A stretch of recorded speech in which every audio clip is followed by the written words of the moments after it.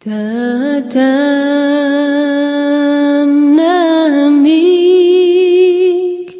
say maninga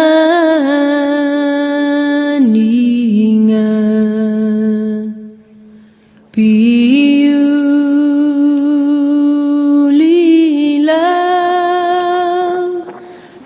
tautu.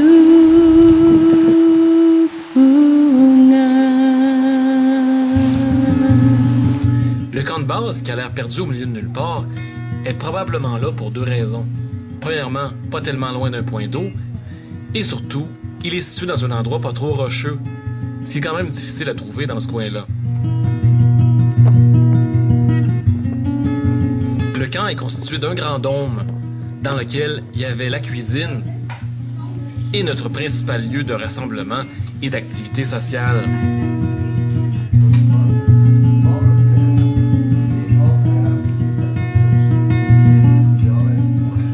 Il est équipé des essentiels, comme le poêle au propane et la radio pour appeler de l'aide en cas d'urgence. Je vous rappelle qu'on est à plus de 400 km de toute civilisation. Il y avait aussi autour du Grand Dôme 3 plus petits dômes. C'est dans ceux-là qu'on couchait. Les sacs de couchage ont l'air pleins. C'est peut-être des gens qui sont morts.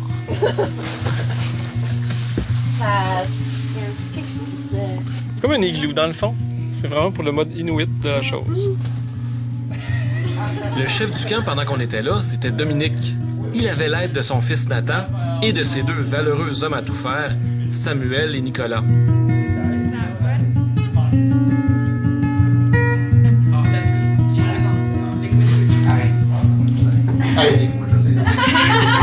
Le Grand Dôme était vraiment un endroit où on a eu beaucoup de plaisir.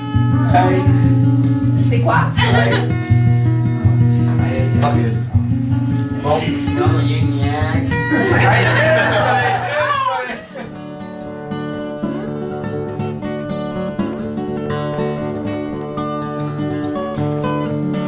Le décor autour du camp de base était presque lunaire, ou comme le disait si bien Alain, on aurait dit Mordor. Fallait juste trouver maintenant un endroit pour se débarrasser de l'anneau.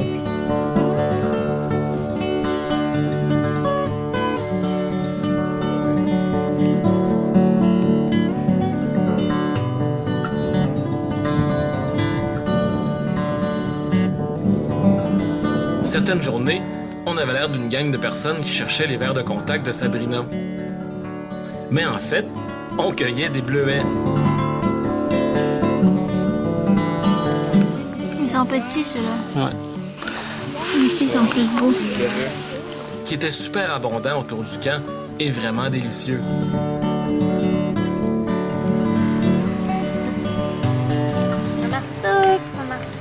Le camp de base du Mont Iberville, c'était aussi le point de départ pour toutes les randonnées intéressantes qu'on pouvait faire autour.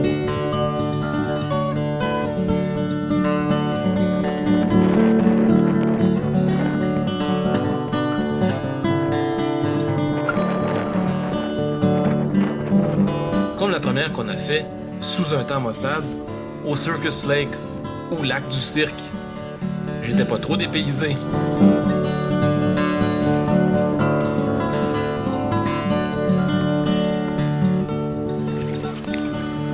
Disons qu'il y en a qui ont des drôles d'idées quand même.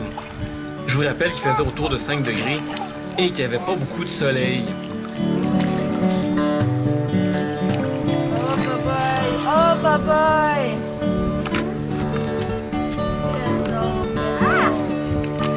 Oh my God!